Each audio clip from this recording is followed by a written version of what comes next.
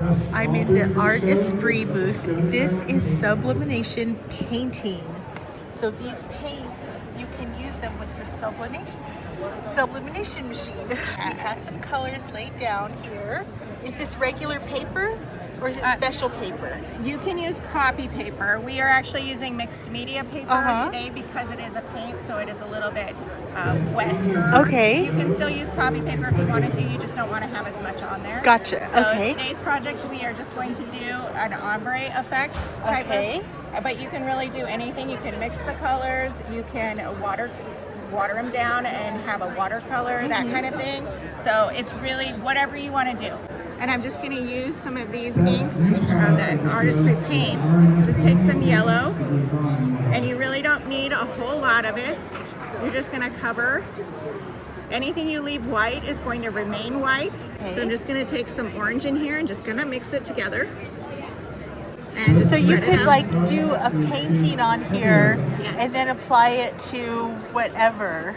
Anything. So with your sublimation blanks, you do want a high polyester count. With your coated materials, your hard substrates, it's a polyester coating on it. That is what the ink binds to. And the higher the polyester on fabric, the brighter it's going to be. Speed up the process just a little bit by heating it up. Okay. And we are going to take this Seattle stamp and we're going to use some of the Artesprix stamp ink on that. Okay. It comes in an ink pad format and it also has an ink refill that you can use. With text, you're doing a transfer, so any text would have to be mirrored before that, so we're going to leave that text out of there. I'm just going to stamp the top of that, and I'm going to press that down on here. And then we have our outline. Our transfer ready to go. So you can use any kind of stamps with that. Your clear acrylics, your card making supplies work amazing for working with this. So all of the supplies you already have can be used in collaboration with it. Then we're going to take a blank. I'm just going to put this blank down here. I'm going to turn that so I get everything. I'm going to secure this with some high heat tape. Secure that so it doesn't move while we press it. And we're going to take it, we're going to flip it over. And this is the noisiest part of the process, is tearing that paper. So we're going to take this sublimation paper, I'm going to fold it in half so it's going to be a sandwich, start of our sandwich. Yeah. We're going to take the protective paper on the bottom.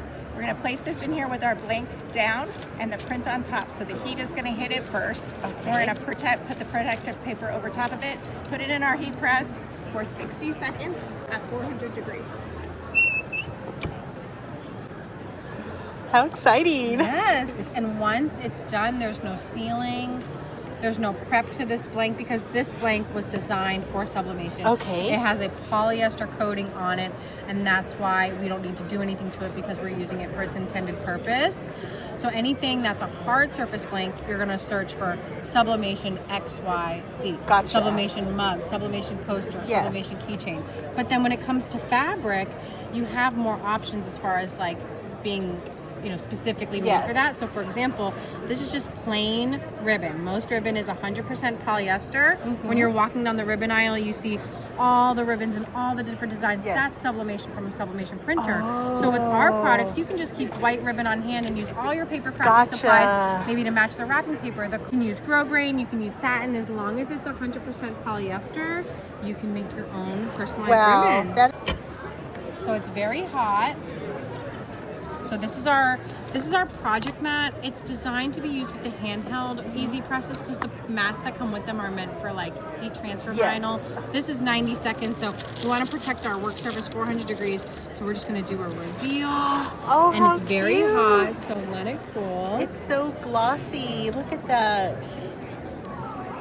Wow. And my favorite part, and I know we can't do it right now because it's so hot, but I love how you can literally feel the acrylic paint on here. And then when it's cool, you don't feel like if you were blind, you wouldn't know if there was a design here or not.